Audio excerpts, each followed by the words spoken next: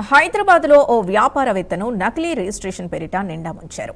రాయదుర్గంలో తన అపార్ట్మెంట్లో అద్దెకుంటున్న దివాకర్ బాబు వ్యాపారవేత్తను నమ్మించి కోట్లు దోచుకున్నాడు.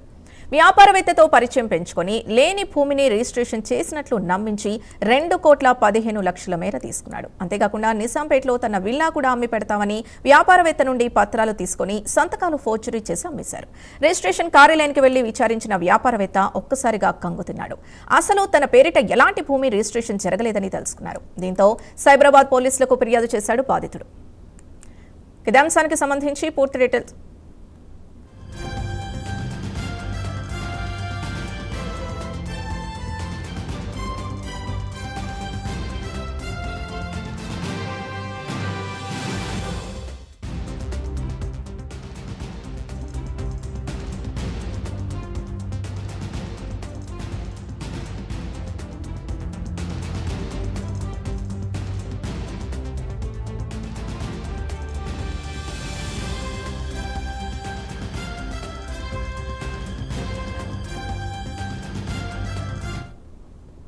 హైదరాబాద్ లో వ్యాపారవేత్తను మోసం చేసిన ఘటనకు సంబంధించి పూర్తి డీటెయిల్స్ మా కరెస్పాండెంట్ కుమార్ అందిస్తారు. కుమార్, చెప్పండి.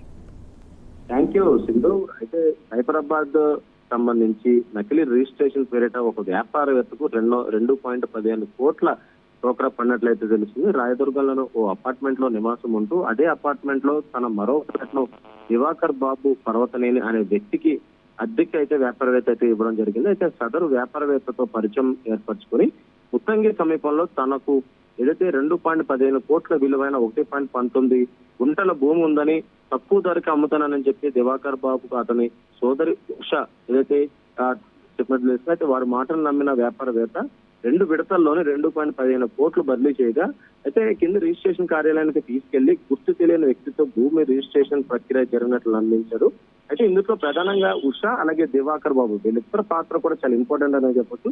నిజాంపేటలో తన విల్లా కూడా అమ్మి పెడతానని వ్యాపారవేత్త నుండి పత్రాలు తీసుకొని తన సంతకాలు ఫోర్జరీ చేసి లింగారెడ్డి అనే వ్యక్తికి సేల్ అగ్రిమెంట్ చేసినట్లు కూడా తెలుస్తుంది. అయితే ఇటీవల లింగారెడ్డి తన విల్లా స్వాధీనం చేసుకునేందుకు వచ్చిన క్రమంలో తాను మోసపోయినని ఇటు బాధితుడు కూడా గ్రహించాడు. అయితే కింది రిజిస్ట్రేషన్ కార్యాలయానికి వెళ్లి విచారించగా అసలు తన పేరిట ఎలాంటి భూమి రిజిస్ట్రేషన్ జరగలేదని తెలిసి ఇటు బాధితుడు కూడా ఆశ్చర్యపోయాడు. అయితే బాధితుడి ఫిర్యాదు మేరకు ప్రస్తుతం కేసు నమోదు చేసి సైబరాబాద్ ఆర్థిక నేర విభాగం ఈఓడబ్ల్యూ కూడా ఇదైతే దీనిపై విచారణ అయితే చేపట్టారు. Sindhu. Right, thank you Kumar.